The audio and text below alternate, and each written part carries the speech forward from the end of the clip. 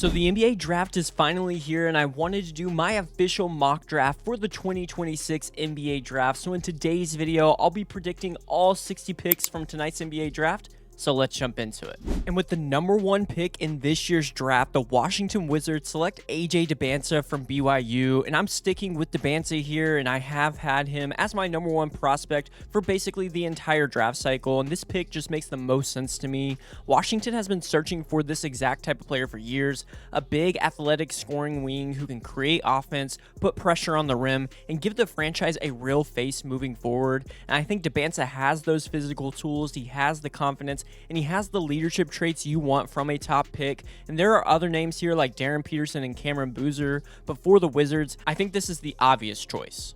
And with the second pick in the draft, the Utah Jazz select Darryn Peterson from Kansas. And even with all the noise around this pick, I still think Peterson is the right choice here. Utah needs another dynamic guard who can create offense, play next to Keyonte George, and give this backcourt more long-term firepower. And Peterson would be the best player available here because of his scoring package, his size for the position, and his ability to make tough plays with the ball. And Cameron Boozer is definitely in this conversation, but I think Peterson's offensive upside makes him too good to pass up on here at number 2.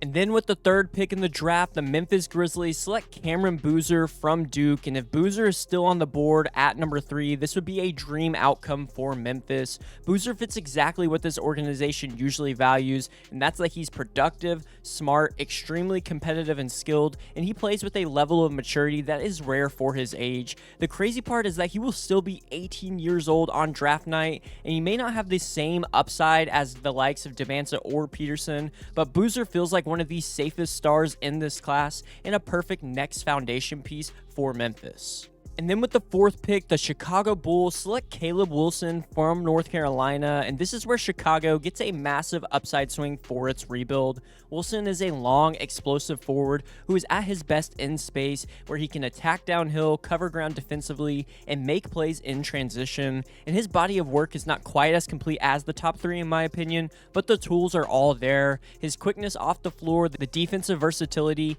and the improved motor make him one of the highest ceiling players that we have in this draft class. And I think for Chicago, this is the kind of bet worth making. Up next with the 5th pick, the Los Angeles Clippers select Keaton Wagler from Illinois, and I think this is where the second tier of this draft really begins. Wagler makes a lot of sense here because he has the size, shooting, and feel to play next to Darius Garland without needing the ball every single possession, and he came into Illinois listed at just 170 pounds, but then weighed 190 pounds at the combine, so his frame is clearly moving in the right direction as he's putting on additional strength. And what I like most is his versatility, as he can play on the ball, space off the ball, hit pull-ups, use floaters, and grow into more creation over time. Then with the 6th pick, the Brooklyn Nets select Mikel Brown Jr. from Louisville, and for Brooklyn, I think this would be betting on the most talented offensive guard left on the board in my opinion. Brown definitely had an up and down freshman season with Louisville, but when he is right, the shot making is special. He has deep range, quick footwork, a dangerous pull-up jumper, and the ability to finish with either hand, and the size he has also gives him a real argument as the highest upside ball handler in this tier. And Brooklyn just needs more talent, and Brown gives them a guard with real star creation potential if everything comes together. And then with the 7th pick in the draft, the Sacramento Kings select Darius Acuff from Arkansas. And if Acuff falls to number 7 here, I think Sacramento would be absolutely thrilled. The Kings need a real offensive engine at the point guard position, and Acuff is one of the best pure bucket getters in this draft class. He has a slippery handle, a quick trigger, and a strong feel for manipulating his defenders. And what stood out the most at Arkansas was his growth over the season as a playmaker, as he came in with a scoring reputation, but he became a lower turnover guard who moved the ball and played off of it. The defense is a big concern, but his offensive talent is obvious and too good to pass up on. Up next with the 8th pick, the Atlanta Hawks select Kingston Flemings from Houston, and I love this fit because Atlanta can bring him along slowly while still giving him real chances to run the second unit. Flemings is not the most polished shooter among the freshman guards that we have, but the burst is what separates him. He pressures the rim, changes ends quickly, and measured with a 40.5-inch max vertical while testing as one of the fastest guards in this class. And put that next to speed athletes like Jalen Johnson and Jonathan Kuminga, and the fit becomes really interesting for Atlanta's future. And then with the 9th pick, the Dallas Mavericks select Brayden Burries from Arizona, and this is the kind of player Dallas should want to get next to Cooper Flagg. Burries is tough, physical, and already knows how to impact winning without needing everything built around him. He can defend, relocate, move the ball, and hit threes off the dribble. And at Arizona, his breakout moments in January helped push him into this range of the draft, and his Final Four run with the Wildcats only added to that momentum. And Dallas needs more young players who can grow with Cooper Flagg, but also help right away, and Burries checks both of those boxes. And rounding out the top 10 with the 10th pick in the draft, the Milwaukee Bucks select Nate Ament from Tennessee. And after moving into a new era with Milwaukee trading Giannis Antetokounmpo to Miami, they need to swing for upside with this pick, and Ament is exactly that. He is a 6'10" wing who can handle the ball, shoot off the dribble, and play both on or off the ball.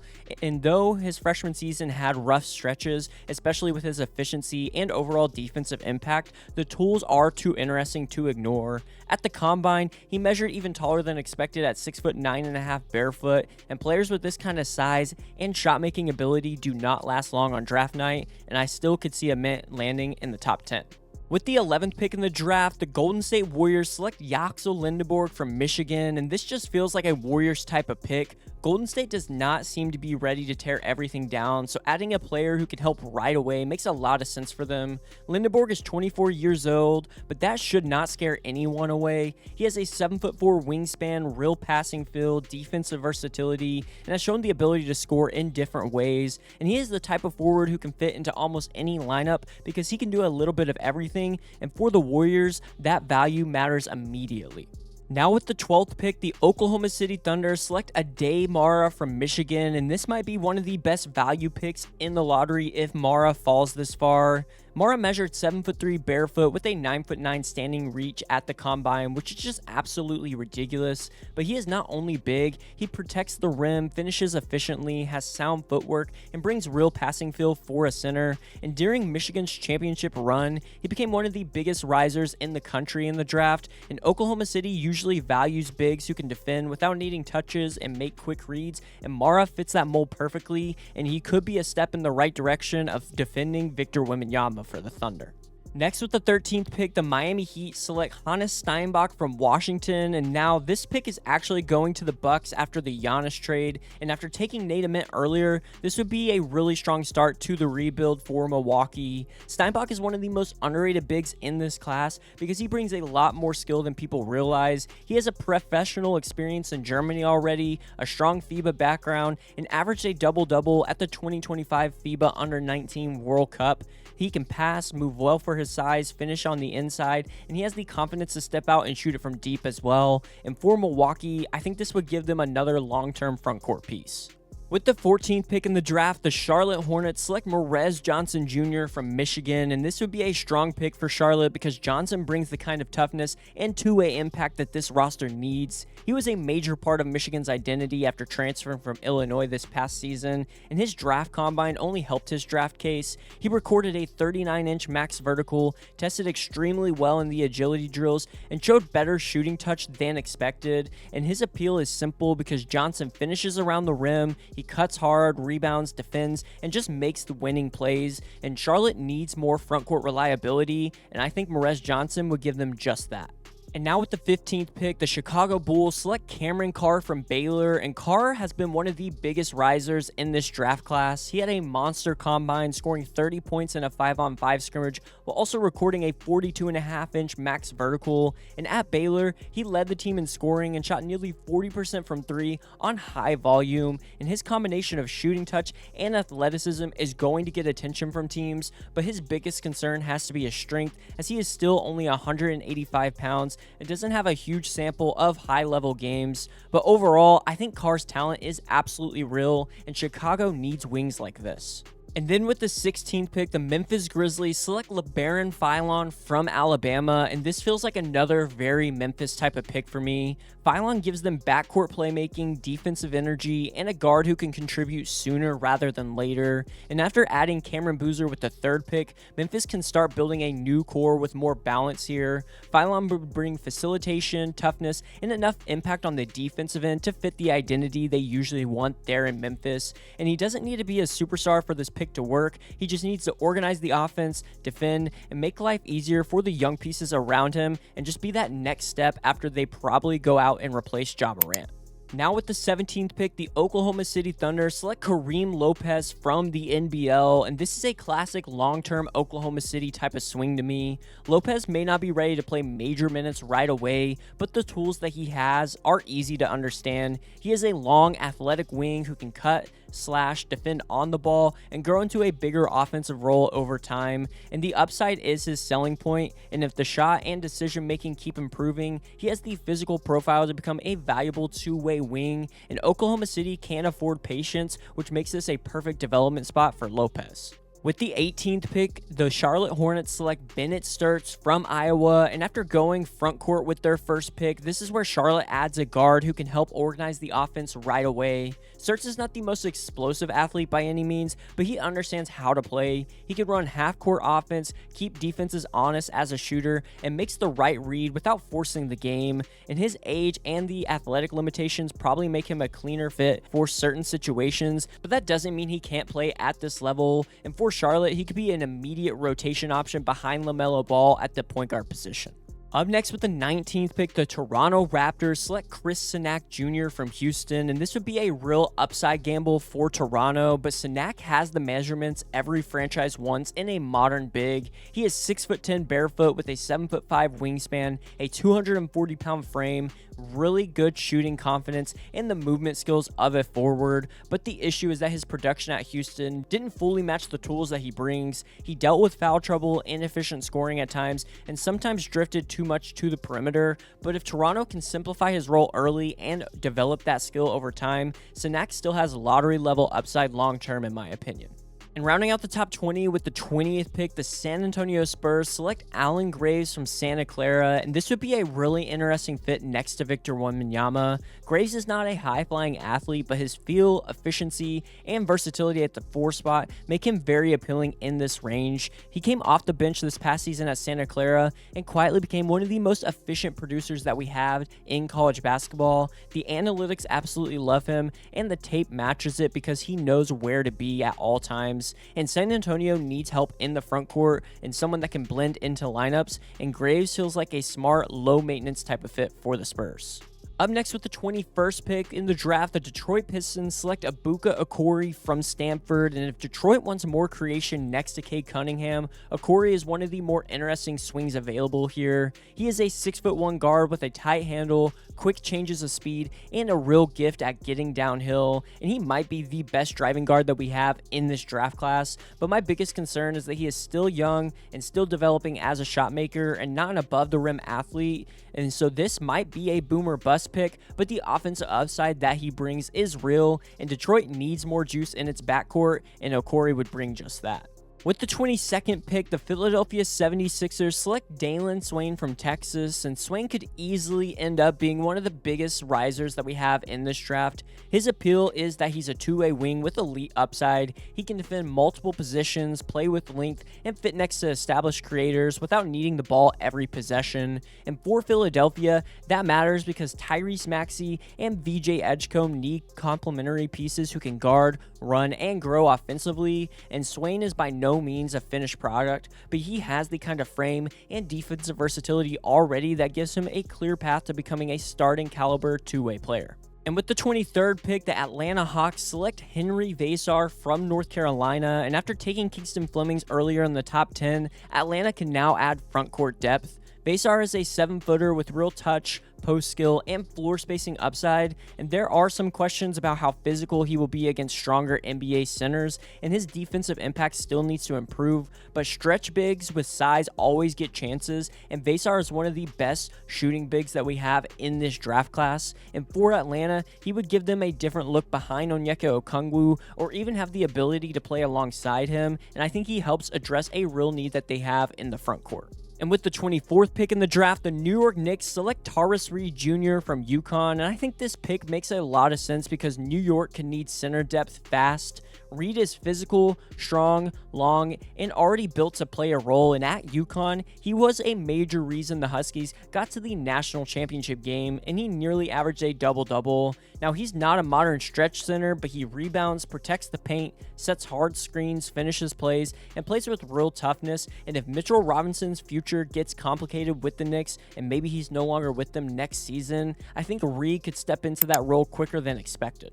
Coming in with the 25th pick, the Los Angeles Lakers select Jayden Quaintance from Kentucky, and I think this could be one of the biggest steals of the draft if Quaintance falls this hard. Quaintance was once viewed as a lottery-level type of big because of his defensive instincts, his lob threat ability, and overall long-term upside, but the biggest concern is his health, specifically with his knee, and that is why he could fall into this range. Before the Lakers, I think the fit would be very clear. They need more size, more rim protection, and a big who can play above the rim next to Luka Doncic, and if Quaintance gets healthy, this pick could look incredible later for Los Angeles.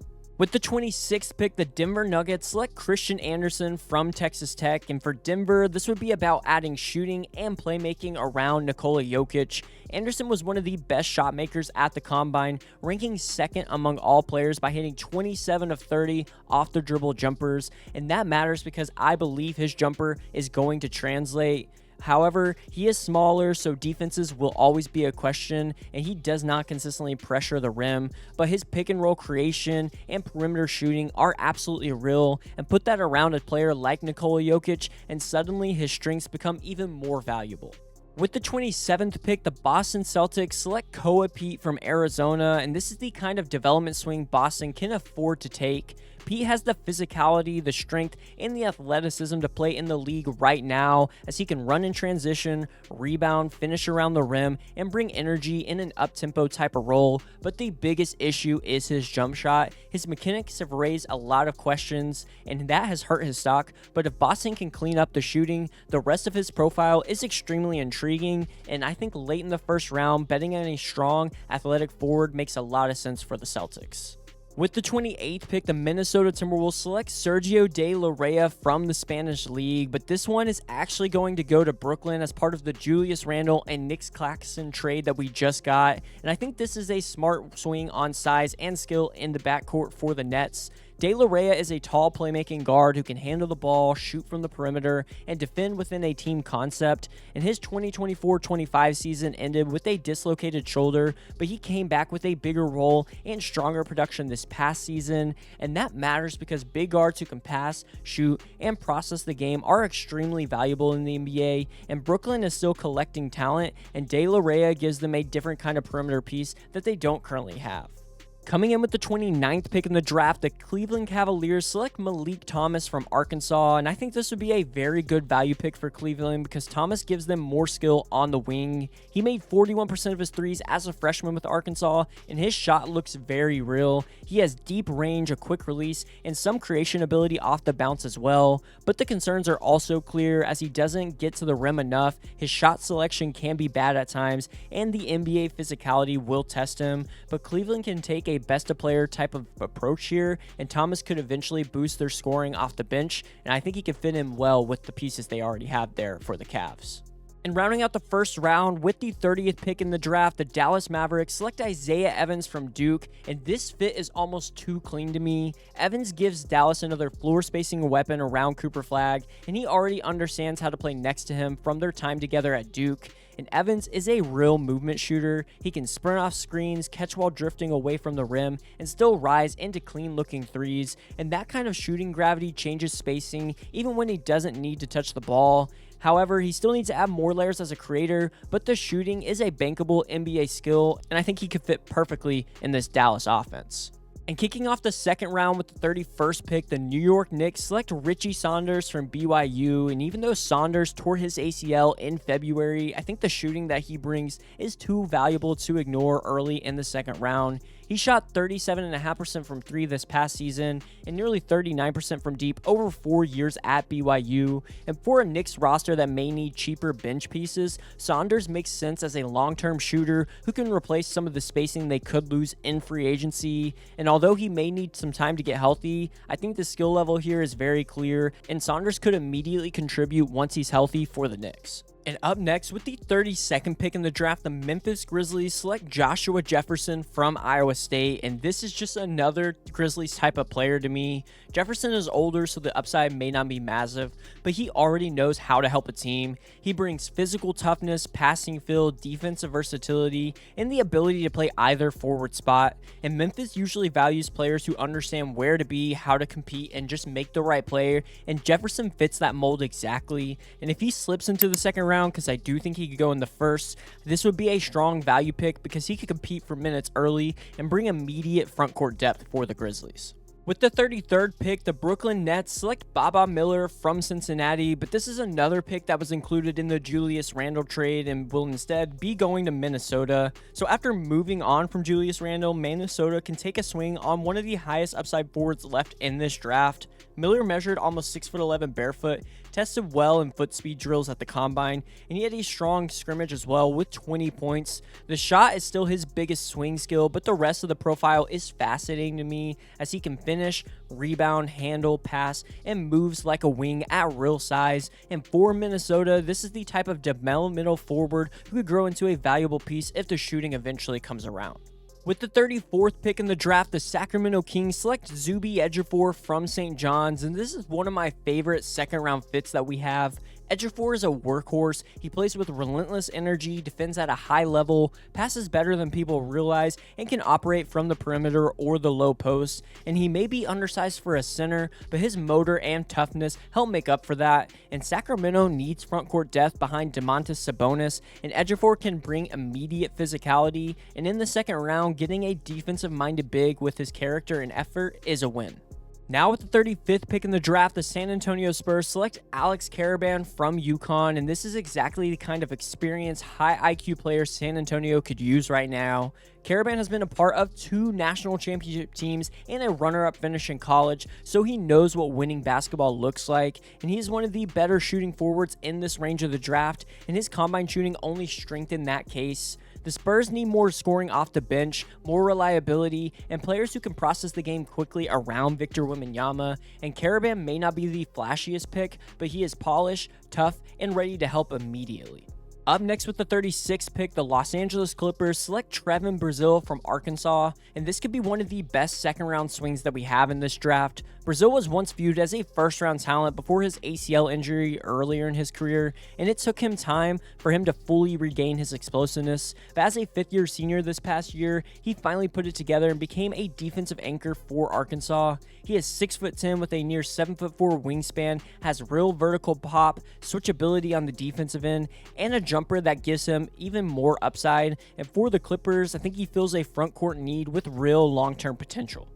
Next, with the 37th pick, the Oklahoma City Thunder select Dylan Mitchell from St. John's, and this pick just makes a ton of sense for Oklahoma City to me. Mitchell stood out at the combine because he did all of the little things. He rebounded well, defended multiple positions, moved the ball, and played like a winning role player. And he's not going to be a go-to scorer in the NBA, but he doesn't have to be with everything else that he does, and the Thunder has plenty of scoring already. They need versatile, athletic pieces who can defend, make quick decisions, and fit into their system, and Mitchell checks those boxes and could help sooner rather than later. With the 38th pick in the draft, the Chicago Bulls select Jack Cahill from the German League, and after adding Caleb Wilson and Cameron Carr earlier in this mock, Chicago can take a patient swing on a young guard. Cahill is 19 years old, he's 6'4" with a 6'6" wingspan, and he has the tools to become a reliable shooter while already showing above average defensive ability. He could have gone to Gonzaga this year and rebuilt his stock for another season, but instead, he is making the leap now, and for Chicago, this is definitely a developmental pick, and they could either let him grow, maybe keep him overseas, and see what his skill becomes. Next, at the 39th pick in the draft, the Houston Rockets select Ryan Conwell from Louisville, and Conwell gives Houston exactly what it needs in the second round. He is a tough combo guard who can shoot, defend, and play with real confidence. Across 4 college seasons at 4 different programs, he built a reputation as a reliable three-point threat and a competitive on-ball defender, and Houston needs more depth in its backcourt, especially with Fred VanVleet coming back from an ACL injury, and Conwell may not have star upside, but he has a clear pathway in the NBA as he can space the floor, compete, and fit into a rotation, and I think he could be a perfect fit there in Houston. And then with the 40th pick in the draft, the Boston Celtics select Emmanuel Sharp from Houston, and this is such a Brad Stevens style of second-round pick. Sharp is one of the better shooters available. He made over 300 threes during his college career at Houston, and that shows a lot of shooting ability. He also, though, understands winning basketball, which matters for a contender like Boston. The Celtics need players who can come in, space the floor, play with IQ, and not be overwhelmed by the moment, and I think Sharp could do just that and give them instant offense off the bench and another shooter who can create space around Jason Tatum and Jaylen Brown if he's still there. With the 41st pick in the draft, the Miami Heat select Ugonna Onyenso from Virginia, and after moving Kel'el Ware in the Giannis trade, this is a very logical frontcourt addition for Miami. Onyenso became one of the best shot blockers in the country this past season at Virginia, and his 7'5" wingspan immediately stands out. He's not going to be a featured offensive player by any means, but he can protect the rim, play with athleticism, and give Miami a plug-and-play backup center behind Bam Adebayo. And the Heat usually value defensive identity, toughness, and role clarity for their draft picks, and Onyenso knows exactly what he is as he blocks shots, runs the floor, and finishes around the rim, and he's one of my favorite bigs available in the second round. Next, with the 42nd pick, the San Antonio Spurs select Meleek Brown from Duke, and Brown gives San Antonio another defensive-minded forward to put around Victor Wembanyama. At 6'8" with a 7-foot wingspan, Brown can guard multiple positions, switch and pick and roll coverage on just about anyone, and make smart defensive reads. He was named ACC Sixth Man of the Year and was the nation's top defender. The shooting, though, is his biggest problem, and that will make the offensive fit harder in the league, but his defense is so special, I think it's enough to matter, and for the Spurs, adding more versatile defenders makes a lot of sense. Coming in with the 43rd pick, the Brooklyn Nets select Isaiah Nelson from South Florida, and after moving Nick Claxton in that Julius Randle trade, Brooklyn needs to address their front court. Nelson is an athletic, defensive-minded center with a 7'3" wingspan and strong timing as a help-side rim protector. Offensively, though, he's definitely limited outside the paint, but that is not why you draft him. You draft him because he can protect the rim, cover ground, and give you a real defensive presence, and if Brooklyn wants a younger big who can replicate some of Claxton's early career value, Nelson is one of the better options that we have in this range. Then with the 44th pick in the draft, the San Antonio Spurs select Braden Smith from Purdue, and this is the perfect type of backup point guard for a roster with the size and star talent that the Spurs have. Smith finished his college career as the NCAA's all-time leader in assists, which tells you exactly what he does best. He is undersized and not a great athlete, but he is reliable, smart, and constantly puts teammates in the right spots. And on a team with Wembanyama, Dylan Harper, and other young pieces, that kind of organizer definitely has value in my opinion. And Smith is not going to wow anyone physically, but he knows how to run an offense and get the ball to the right people. With the 45th pick in the draft, the Sacramento Kings select Jaden Bradley from Arizona, and after taking Darius Acuff earlier in this mock, Sacramento could still use another steady guard in their backcourt. Bradley was the veteran leader for an Arizona team, built to win big, and he always seemed comfortable in important moments. He can defend, organize the possession, and play with maturity, and late in the shot clock, Arizona trusted him with the ball time and time again, and he didn't shy away from the pressure and almost always delivered. And Sacramento needs depth just about everywhere, so taking a reliable two-way guard in the second round makes sense, and Bradley may not be flashy, but he definitely can help this roster.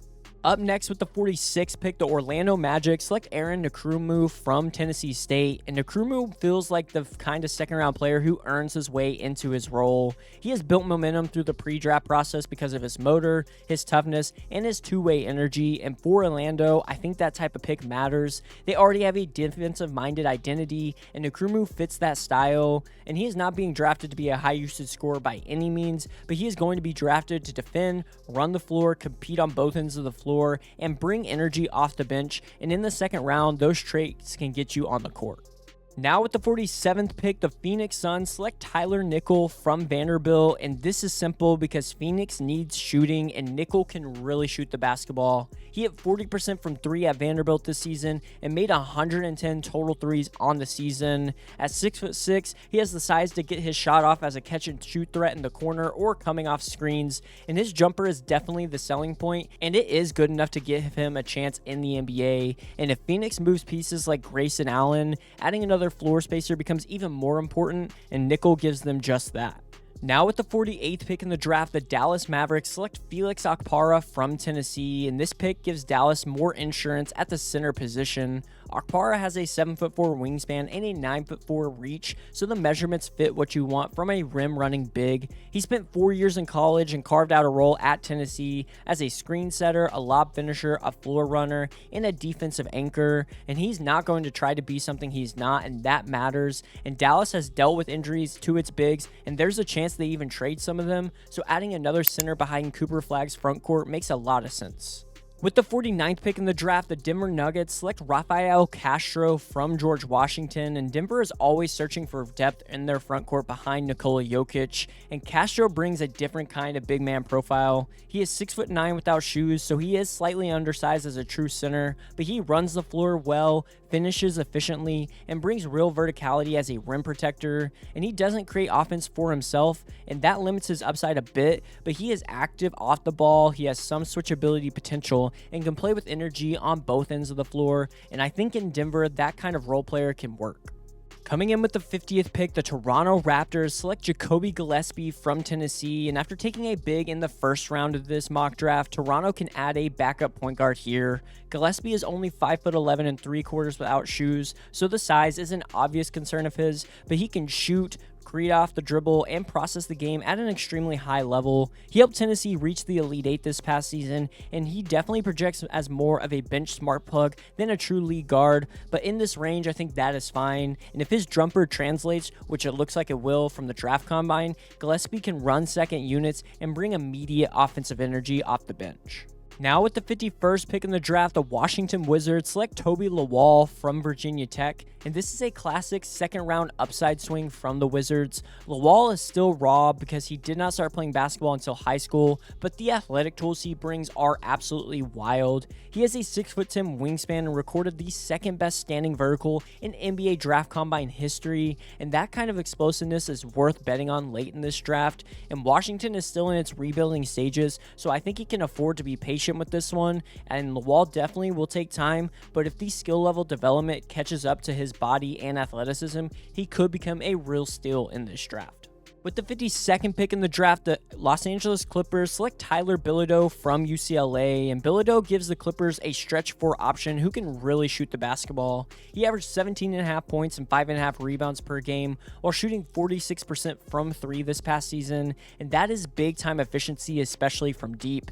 And at 6'7", he can space the floor, punishes defenses that leave him open, and fit around ball dominant guards like they would have in LA. The concerns though are obviously his defense and playmaking, as he doesn't create much off the dribble, and he has to prove he can hold up against NBA level 4s, but in the second round, the shooting touch is worth taking seriously.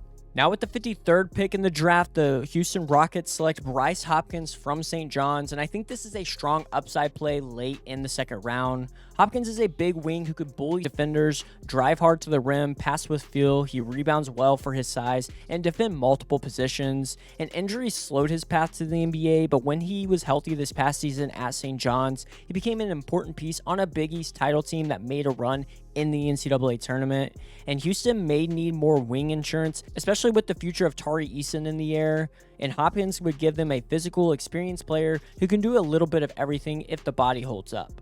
Now with the 54th pick in the draft, the Golden State Warriors select Keyshawn Hall from Auburn, and Hall would give Golden State another scoring wing with size. He is 6'7" and 240 pounds, averaged over 20 points per game in the SEC this past season with Auburn, and shot 38% from 3 on the year. The offense is definitely his selling point, as he can attack mismatches, he can slash, spot up, and score in a lot of different ways, but the concerns are his age and defense, which is why he is still here late in the second round.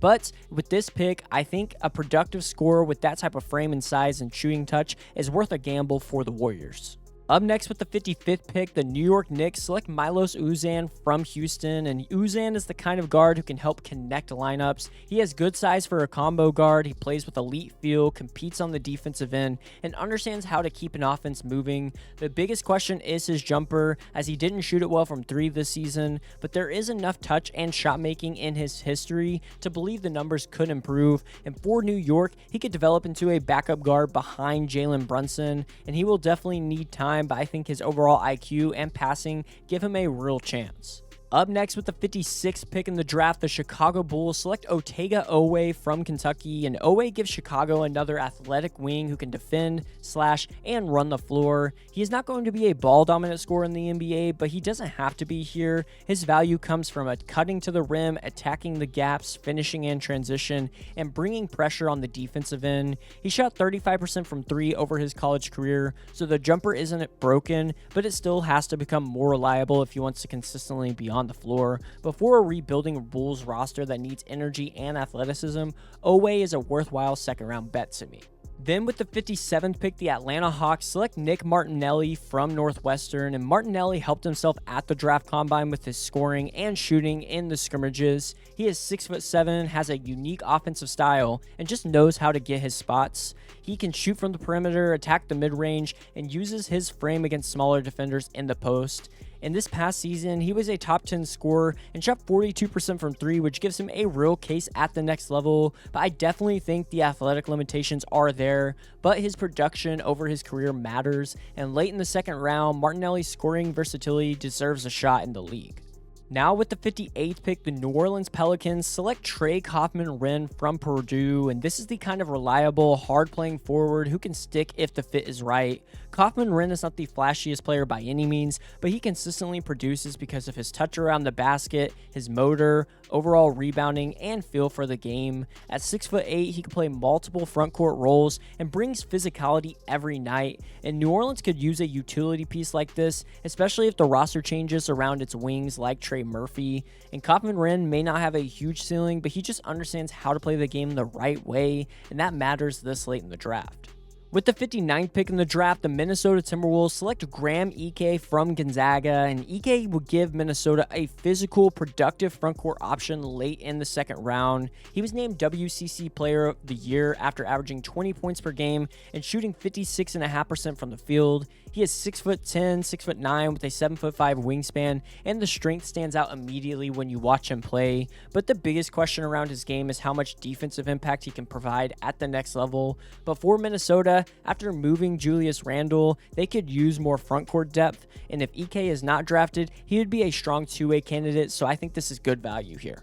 But the 60th and last pick of this mock draft, it's the Washington Wizards, and they select Quadir Copeland from NC State. And to me, this is a fun final pick because Copeland brings a very different style of play. He is a jumbo playmaker who uses hesitations, angles, and creativity to get into the paint. And as a senior with the Wolfpack, 65% of his shots came at the rim, which shows how comfortable he is attacking downhill. But the jumper is going to be his biggest swing skill. He shot 40% from 3 this year, but only on less than 2 attempts per game, so the sample size is small, but if his shot translates to the next level, I think Washington could have a real second round steal here. But that wraps it up for my official mock draft for the 2026 NBA draft. Let me know in the comments down below what you thought. What were your favorite fits, or are there players that you think are going to be ending up somewhere else? Also, if you enjoyed the content, don't forget to drop a like on the video and subscribe to the channel. Thank you so much for watching, and I'll see you in the next one.